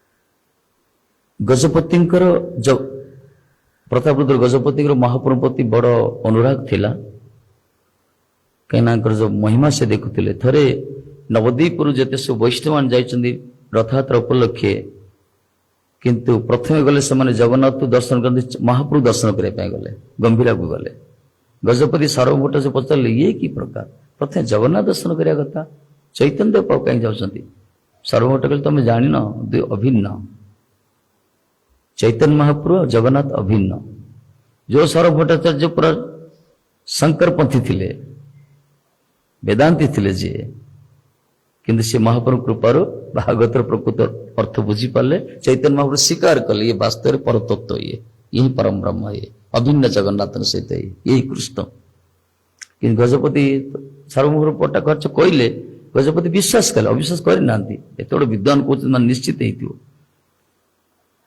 तेणु धीरे धीरे अनुराग वृद्धि है सी देखिले वैष्णव मान देखिले छात उपर रही देखुं पैलेस उपर रही देखुं वैष्णव मान जाऊँच चैतन्य महाप्रभु को दर्शन करने भेट भी महाप्रभु सहित महाप्रभु आलिंगन कर से आलिंगन कर पाखे गजपति पाखे सार्वभौम किए अच्छे कहते ये देखो ये नित्यानंद ये अद्वैताचार्य ये श्रीवास ये गदाधर ये शिवानंद सेन ये मुरारी से वैष्णव मान जो अपूर्व तेज ସେମାନେ ତେଜ ଥିଲା ଆଜ୍ଞା ଭଜନ ଗୋଟେ ତେଜ ଥାଏ ଗ୍ଲେଜ ଥାଏ ଗୋଟେ ହରିଭଜନ ଯୋଉମାନେ କରନ୍ତି ତାଙ୍କ ଶରୀର ଗୋଟେ ଗ୍ଲେଜ ପାଉଡର କସ୍ମେଟିକ ମାରି ଗ୍ଲେଜ କଥା କୁହାଯାଉନି ଭଜନର ଗୋଟେ ତେଜ ବାହାରିବ ଗୋଟେ ଯୋଉମାନେ ଭଜନ କରନ୍ତି ତାଙ୍କ ମୁଖରୁ ଗୋଟେ ଗ୍ଲେଜ ବାହାରିବ ତେଜ ବାହାରିବ ଯାହାକୁ ଦେଖିଲେ ଶତ୍ରୁ ମଧ୍ୟ ପ୍ରସନ୍ନ ହବ ଆଉ ମସ୍ତକ ହେଇଯିବ ହରିଭଜନର ଶକ୍ତି ଏତିକି ଯୋଉମାନେ କରନ୍ତୁ ନା XYZ ଏମିତି ନୁହେଁ ଯେ ଖାଲି ମୋଟବାସୀ ସେ କଥା ନାହିଁ ଯିଏ ବି ହରିନାମ ନିଷ୍ଠାରେ କରୁଛନ୍ତି अंतर से तो भगवान भल पाँच भगवत कथा कीर्तन कर भल पाई से दर्शन कले गोटे मन भर प्रफुल्लता आसे प्रसन्नता आसे क्या संबंध थाए भगवान सहित एम तो गौड़ी वैष्णव महाप्रभु परिकर राजा के देखी नथिले राजा सब प्रजा देखी ना प्रजा मान को किंतु वैष्णव देखी नथिले शताधिक वैष्णव दर्शन कले से कहले अपूर्व अद्भुत महाप्रभु चैतन्य देव लीला सब कहले आमके सब व्यवस्था कर दियो रहा खाया सब फ्री सब वैष्णव फ्री हेले धीरे धीरे गजपति कौन कले महाप्रभु को कृपा पाया इच्छा प्रकाश कले किंतु महाप्रभु तांको अनुमति देले अनुमति देले बड़ा आश्चर्य कथा देखो अनुमति सार्वभौम भट्टाचार्य बहुत कहले एपरिक रायरमान जे कि मंत्री थे बड़ चतुर से कथा प्रसंग में गजपति महिमा वर्णना करछंती कहले प्रभु गजपति राजा केते अनुराग आपण चरण रे आमर भी से प्रकार ना से सब आप कथा चिंतन सब आप स्मरण सब आप कथा शुणा से लालायित ये प्रकार कहीकि महाप्रभु मन को से मोहित करदे जिते से कहते आप दर्शन दौना से महाप्रभु चुप हो जाती शेष कहले चैतन्य देव महाप्रभु कहते देख मु दर्शन तुम कौच मुझे राजा को दर्शन करी ठीक अच्छे दर्शन देवी कि परवर्ती पीढ़ी कौन कह देख हे चैतन्य देव केवल बड़ बड़ लोक दर्शन दौले जो माने बड़ धनी लोक जो माने राजा महाराज जमीदार जो माने अरबपति करोड़पति एमान को चैतन्य देव दर्शन दौले तेणु यही प्रकार परवर्ती जेनेरेशन कही पारे तेणु राजदर्शन सन्यासी नाई कहीदे सन्यासी राजदर्शन नाई बर्तमान ट्रेंड चेंज हो गला से कथा जीवा नहीं बर्तमान तो बुझी पार्थ्य समझदार के लिए इशारा काफी चेंज बर्तमान से धारा कम अच्छा बर्तमान क्वचित कम किंतु गजपति रही पारे गजपति कहले जदि तुम चैतन्य प्रतिज्ञा कर मोर बिना जगत उद्धार करे मोर भी प्रतिज्ञा तांकरी कृपा बिना मु जगत संसार से मोर संबंध ना दरकार पड़े सब त्याग करी मु छाड़ी जोगी है कि केन्द्रा बजे भजन करी ना को भिक्ष मागी रही मु यही प्रकार गजपतिर अटल भक्ति देखी सार्वभौम भट्टाचार्य नित्यानंद प्रभु एम सब चिंता कले कि विकल्प करिया दरकार जदि प्रत्यक्ष ठाकुर दर्शन दौन परोक्ष दर्शन देवे कौन कहले गोटे काम कर महाप्रभु नृत्य करती नृत्य कर मूर्छित हो जाती से सुधा आसी दर्शन कर समय तुम्हें दर्शन कर दूर रही दर्शन कर गजपति श्री मंजूर हेले महाप्रभु थे आवेश नृत्य कर दंड नृत्य छलांग मार्च से चक्रवर्ती पूरा घूरी घूरी बुलंदी से पूरा आमर तो नृत्य शिखा जामको नृत्य गोटे शिखा जा महाप्रभु नृत्य भंगी अलग से नृत्य कर अष्टशक्ति विकार सृष्टि शरीर अश्रु पुलक कंप सेद मूर्छा स्तंभ विभिन्न प्रकार अष्टशक्ति विकार आ महाप्रभुंर चक्षुर अश्रुपात तेरसा काली कहला स्प्रे ମାରିବ। ତାପରେ ତାଙ୍କ ପାଟିରୁ ଲାଳ ସ୍ରାବ ହଉଥିଲା, ମୁଖରୁ ଲାଳ ସ୍ରାବ ହଉଥିଲା, ଦେହ ପୁରା ଧୂଳି ଦିଶରିତ। ଏଇ ପ୍ରକାର ମହାପ୍ରଭୁ ଗଢିଛନ୍ତି, ମୂର୍ଚ୍ଛିତ ହେଇ ପଡିଛନ୍ତି। ପାଟିରୁ ଲାଳ ବାହାରୁଛି, ଚକ୍ଷୁରୁ ଅଶ୍ରୁପାତ ହଉଛି, ଶରୀର ପୁରା ଧୂଳି ଦିଶରିତ। ଆକୁ ପ୍ରତାରପୁତ୍ର ଦେଖି ପ୍ରସନ୍ନ ହେଲେ, କିନ୍ତୁ ମନ ଭିତରେ ଟିକେ ସନ୍ଦେହ ରହିଗଲା। କଣ ସନ୍ଦେହ? ସନ୍ଦେହ, ଆରେ ଲାଳ ସବୁ ହଉଛି, ଲାଳ ସ୍ରାବିତ ହଉଛି। ମହାପ୍ରଭୁଙ୍କର ଯୋଉ ଭଜନର ଯୋଉ ଲାଳ ସ୍ରାବିତ, ଦେହ ସାରା ପୁରା ଲାଳ ଜାପ ହଉଛି, ଚକ୍ଷୁରୁ ଅଶ୍ରୁ ବି, ଦେହ ପୁରା ଧୂଳି ଦୂଷିତ। ଏଇ ଅବସ୍ଥା ଦେଖି ପ୍ରତାପରୁଦ୍ରଙ୍କର ଗଜପତିଙ୍କ ମନ ଭିତରେ ଟିକେ ସନ୍ଦେହ ରହିଗଲା, କିଞ୍ଚିତ ପରିମାଣରେ, ଅଳ୍ପ ସମୟ ପାଇଁ। ତାପରେ ଅନ୍ତରିତ ହେଇଗଲା। ଦର୍ଶନ କରି ସେ ଗଲେ। ତାପରେ ମହାପ୍ରଭୁ ଜାଗ୍ରତ ହେଇଛନ୍ତି, ନୃତ୍ୟ କରିଛନ୍ତି, ଗଜପତି ବିଦାୟ ନେଇଛନ୍ତି। ଗଜପତି ରାତ୍ରି ଶୋଇଛନ୍ତି। ଜଗନ୍ନାଥ ଯେ ଆସିଲେ, ଜଗନ୍ନାଥ ମହାରାଜ ଜଗନ୍ନାଥ ସ୍ୱପ୍ନରେ ଆସିଛନ୍ତି, ସନ୍ନ୍ୟାସୀ ବେଶରେ ଆସିଛନ୍ତି। କି ବେଶରେ? ସନ୍ନ୍ୟାସୀ ବେଶ। ଇଏ ପ୍ରଥମେ ଦେଖିଲେ, ଜୟ ଜୟ ସରକାର, ଏ କି ବେଶ ଆପଣଙ୍କର? ମହାପ୍ରଭୁ ଗଜପତି ପଚାରୁଛନ୍ତି। ତାପରେ ଜଗନ୍ନାଥଙ୍କର ରୂପ ଦେଖିଲେ, ଭଲ ନିରୀକ୍ଷଣ କଲେ, ତାଙ୍କ ପାଟିରୁ ବି ଲାଳ ବାହାରୁଛି, ଆଉ ତାଙ୍କର ଚକ୍ଷୁରୁ ଅଶ୍ରୁପାତ ହଉଛି, ଦେହ ପୁରା ଧୂଳି ଦିଶରିତ, କିନ୍ତୁ ରୂପ ପୁରା କମନୀୟ ରୂପ ପୁରା। ଏଇ ଅଦ୍ଭୁତ ରୂପ ଦେଖି ଗଜପତି ଗୋଟେ ପ୍ରସନ୍ନ ହେଇଗଲେ, କହିଲେ, ବା ମହାରାଜ, ଆପଣ ଅଦ୍ଭୁତ ରୂପ ମୁଁ କୃତ୍ୟ ହେଇଲେ। ଇଏ ଯାଉଛନ୍ତି ଚରଣ ସ୍ପର୍ଶ କରିବା ପାଇଁ, ଦଣ୍ଡବତ ହେବା ପାଇଁ, ସନ୍ନ୍ୟାସୀ ନା, ଉପରେ ଆସିଛନ୍ତି। ସେତେବେଳେ ଜଗନ୍ନାଥ କହିଲେ, ଟିକେ ଦୂରେଇ ଗଲେ, ନାଇଁ ମହାରାଜ, ତମ ଶରୀର, ତମେ ରାଜାର ଶରୀର, ତମ ଶରୀରରେ କେତେ କୁଙ୍କୁମ, କସ୍ତୁରୀ, କେତେ ପ୍ରକାର ଚନ୍ଦନ ପ୍ରଲେପିତ ତମ ଶରୀର ସୁଗନ୍ଧ ଶରୀର, ତମେ ମହାରାଜ ସମ୍ରାଟ। ଏଇ ଧୂଳି ଧୂସରିତ ଲାଳ ସ୍ରାବିତ ହଉଛି, ଅଶ୍ରୁ ବିଜଡ଼ିତ ଶରୀରକୁ ଛୁଇଁକି କାହିଁକି ଶରୀରଟା ତ ଅପବିତ୍ର କରିବ? ଠାକୁରଜୀ କହୁଛନ୍ତି, ରାଜା, ତମ ଶରୀରରେ କେତେ, ତମ ଶରୀର କେତେ ମୂଲ୍ୟବାନ, ଚନ୍ଦନ, କୁଙ୍କୁମ, କସ୍ତୁରୀ ପୁରା ପ୍ରଲେପିତ ତମ ଶରୀରରେ, ପୁରା ସୁଗନ୍ଧ ପୁରା। ମୋ ଶରୀରରେ କଣ? କିଛି ନାହିଁ, ଖାଲି ଲାଳ ହଉଛି, ଧୂଳି ମୋର, ଚକ୍ଷୁ ଅଶ୍ରୁପାତ। ଏଇ ପ୍ରକାର କହିଛନ୍ତି। ତାପରେ ରତ୍ନ ସିଂହାସନ ଦେଖିଲେ ଚୈତନ୍ୟ ମହାପ୍ରଭୁ ବସିଛନ୍ତି। ପ୍ରଥମେ ଜଗନ୍ନାଥ ସ୍ୱରୂପ, ତାପରେ ଚୈତନ୍ୟ ମହାପ୍ରଭୁ ସ୍ୱରୂପଟା, ସେଇ ଲାଳ ସ୍ଥାପିତ ହଉଛି, ସେଇ ଝଲକ ଦର୍ଶନ ହେଲା। ପ୍ରଥମେ ଜଗନ୍ନାଥ ସ୍ୱରୂପ, ତାପରେ ଚୈତନ୍ୟ ଜଗନ୍ନାଥ, ଏଇ ପୁରା ଦର୍ଶନ ଦେଇକି ସେ ଅନ୍ତର୍ଧାନ ହେଇଗଲେ। ଗଜପତି ବୁଝିପାରିଲେ, ଆରେ ମୁଁ ଯୋଉ ଟିକେ ମନ ଭିତରେ ଆଶଙ୍କା ଆସିଥିଲା ମୋର, ଗୌରାଙ୍କର ତାଙ୍କର ସେ ଅଦ୍ଭୁତ ନୃତ୍ୟ, ତାଙ୍କର ଯୋଉ ଅବସ୍ଥା ଦର୍ଶନ କରି ମୋ ମନ ଭିତରେ ସନ୍ଦେହ ଆସିଯାଇଥିଲା, କଣ ଲାଳ ସ୍ରାବିତ ହଉଛି, କଣ ଅଶ୍ରୁପାତ ହଉଛି, ଇଏ ଦେଖିଲି, ଏତେ ସାକ୍ଷାତ ପରମ, ସାକ୍ଷାତ ଜଗନ୍ନାଥ। ସେଠୁ ଗଜପତି ବୁଝିପାରିଲେ, ଆରେ ଗୌରାଙ୍ଗ ଜଗନ୍ନାଥ ଯିଏ, ସେଇ ଗୌରାଙ୍ଗ। ବୋଲ ଶ୍ରୀମନ୍ ଚୈତନ୍ୟ ମହାପ୍ରଭୁ କି ଜୟ, ଗୌର ସେଇ କୃଷ୍ଣ, ସେଇ ଜଗନ୍ନାଥ, ଆମର ସିଦ୍ଧାନ୍ତ। ଗଜପତି ଅନୁଭବ କଲେ, ସେଇଠି ପୁରା ଅନୁଭବ କଲେ। ଆମର ବଡ ଭାଗ୍ୟବାନ ସତ୍ୟରେ, ସାରା ପୃଥିବୀରେ ଆମମାନେ ସବୁ ବଡ ଭାଗ୍ୟବାନ, କାହିଁକିନା ଗୌରାଙ୍ଗର ପରିକର ଆମମାନେ, ମହାପ୍ରଭୁଙ୍କର ଦେଶ ଯୋଉଠି ମହା ରହିଛେ ଆମେ ଏଠି। ତେଣୁ ବୁଝିପାରିଲେ, ଇଏ ଚୈତନ୍ୟ ଦେବ କିଏ ନୁହନ୍ତି, ଏହି ସାକ୍ଷାତ यही जगन्नाथ की नदी यही साक्षात कृष्ण यही गौरांग महाप्रभु से मन सब आशंका दूरीभूत होगा पूरा दूरीभूत होगा से प्रार्थना कर जगन्नाथ अद्भुत लीला अच्छी थे गोटे झीटा ना हूँ पद्मा पद्मा सी जयदेव संगीत पूरा मुखस्थ कर जयदेव संगीत पूरा मुखस्थ पूरा सी गरीब झील बाइगण कर बाइगण तोड़ बाइगण बाट बाइगण तोड़ से झील कौन करे रात तोड़े दिन सारा कौन कम थी रात तोड़े सी रात 10टा 11टा पर तोड़े से बाइगण तोड़े संगीत गाँव जयदेव संगीत जगन्नाथ रही पारे सिंहासन रही पारे आज्ञा तार जो सुललित कंठ तार सुमधुर कंठ से जो भाव मूर्छनार सहित से जो हृदय उद्गार जो प्रकाश करे भाव सहित ठाकुर जी रही पारे अंतर से डाक ना भगवान का आसन टलम हो जाए सत्य अंतर से डाक से स्वर ताल कथा कह जाए हृदय से अंतर से डाक से तो सब ताल स्वर सब ठीक है सेट हो सब भल हो जगन्नाथ रही पारे पछरे पछरे गले सी बाइगण तोड़ तोड़ चलते गीत गाई मस्त जाऊँ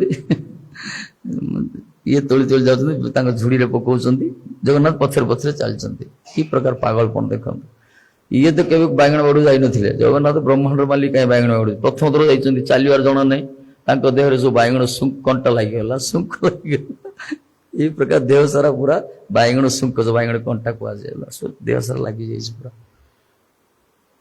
शेष से बालिका को से पद्मा कौन कले बाइगण भर दी पड़े से घर जाए कट बंद कर शई पड़े जगन्नाथ आसी सिंहासन में बसिले भोर टाइम है मंगल आरती टाइम पहड़ खोलले किए बड़ पंडा पहड़ खोल देखले शरीर सारा पूरा कंटा ही कंटा पूरा बाइगण सुंक पूरा शरीर पूरा कहले जय जय सरकार कुआड़े जाइतिले आपण आज ठाकुर जी किसी कहूना गजपति खबर दिया गला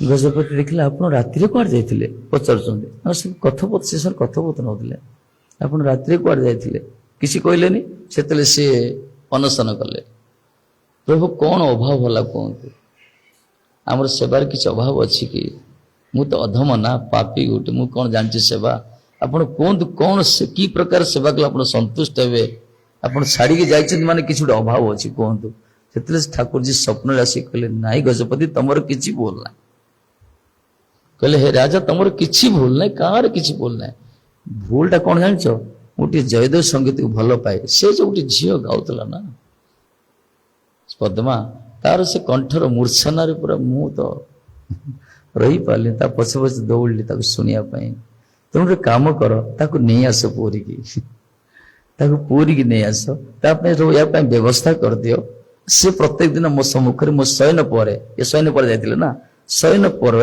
मो पाखे गीत गाइब जयदेव संगीत गजपति सांगे सांगे गले घोड़ा रे पंडा को धरी गले से झीवर घर गले से गाँ सारा आश्चर्य अरे साक्षात सम्राट आज से झील को हाथ धरले कहले झील चल ठाकुर जी को निर्देश बड़ तुम बड़ भक्त जगन्नाथ चल से कीर्तन कर से खुशी खुशी राजी गले वाह महाराज चलो आराम व्यवस्था कराला खाद्य प्रसाद सब पाखक गला से प्रत्येक दिन राति कीर्तन करते देवदासी प्रथा आज पर्यंत चलती देवदासी प्रथा कला शयन जयदेव के गीत को आज श्रीत कमला कुच कुंडल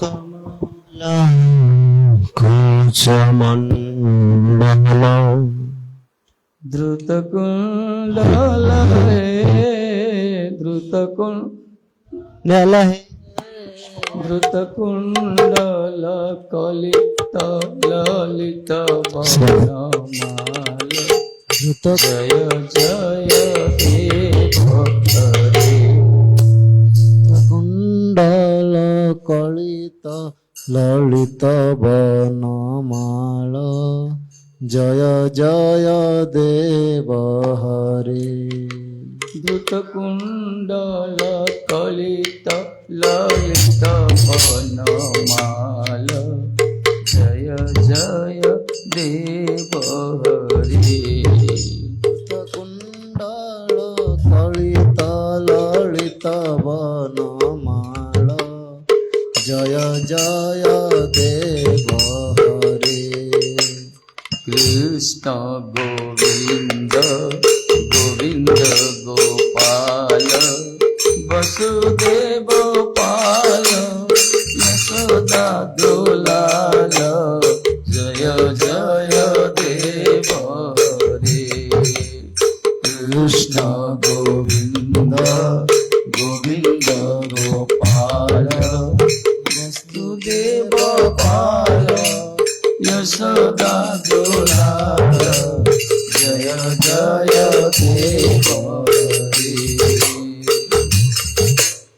दिनमणि मंगल मंगल प्रभु नमणि मंगल मंगल दिनमणि मंगल मंगल नमणि मंगल मंगल भवकंदन हे भवकंदन हे भवकंदन हे भवकंदन हे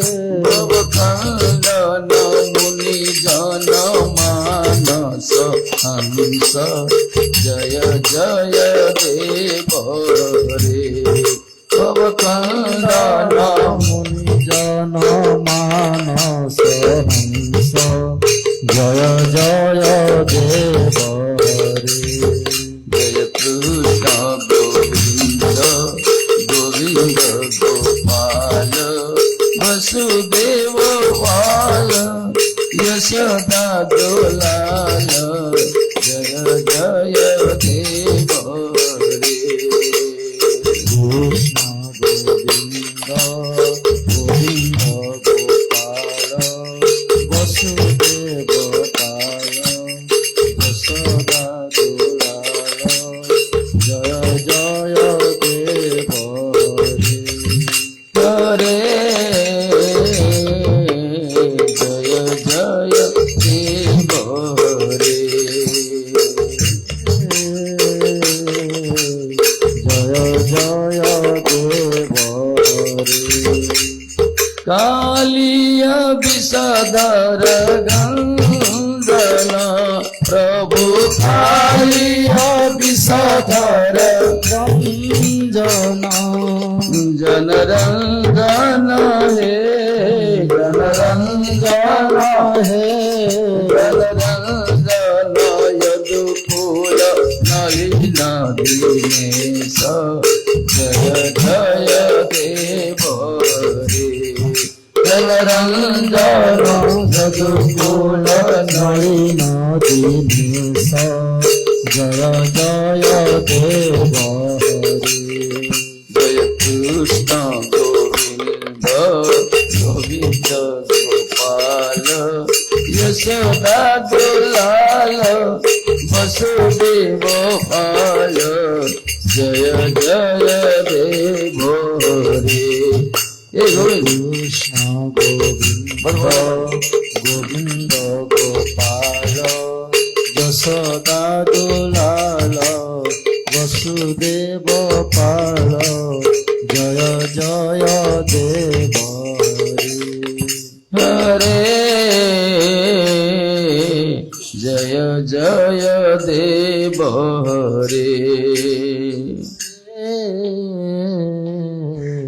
जय जय देव हरे मधु मोर नरक विनाशन प्रभु मधु मोर नरक विनाशन प्रभु मधु मोर नरक विनाशन मधु मोर नरक विनाशन गरुड़ासन हे गरुड़ासन हे गरुड़ासन हे आसन हे गरुड़ासन सुरकुल केलि निदान जय जय देव रे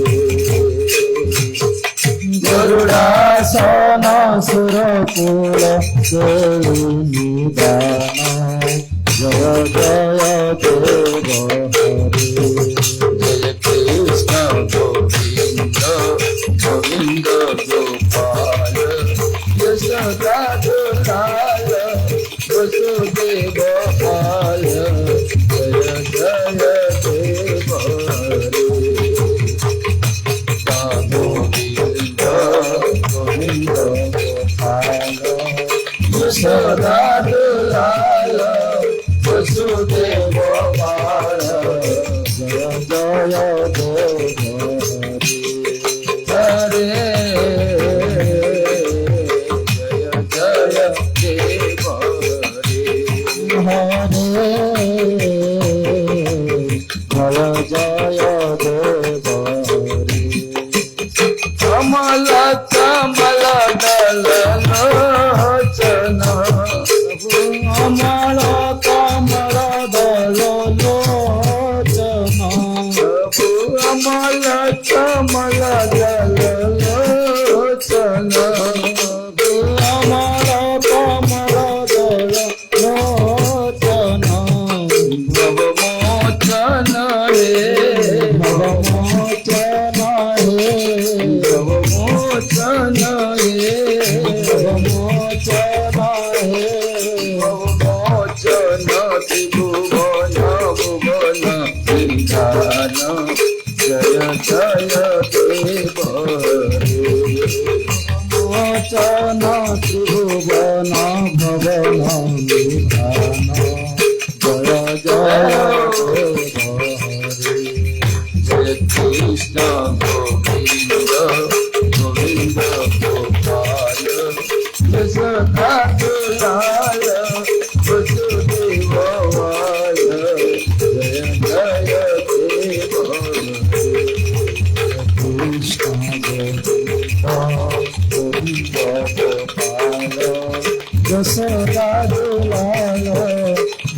ଦେବ ପାର ଜୟ ଜୟ ଦେବରି।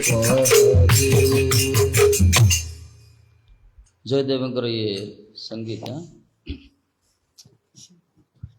ଏଇ ଗୀତ ପ୍ରତି ଠାକୁରଜୀ ବଡ଼ ପାଗଳ।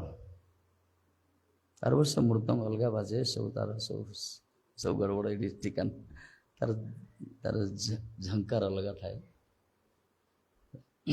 ଶିଖିନାହାନ୍ତି ଆଉ କ'ଣ କରିବେ। ଯେତେବେଳେ ଗଜପତି ଶୁଣିଲେ ଦେଖିଲେ ଯେ ଠାକୁରଜୀଙ୍କର ସଙ୍ଗୀତ ପ୍ରତି ବଡ଼ ପ୍ରିୟ, ସଙ୍ଗୀତ ପିଲେ ମୋ ଲାଲାକୁ ବୋଧେ ଆମ ଘରର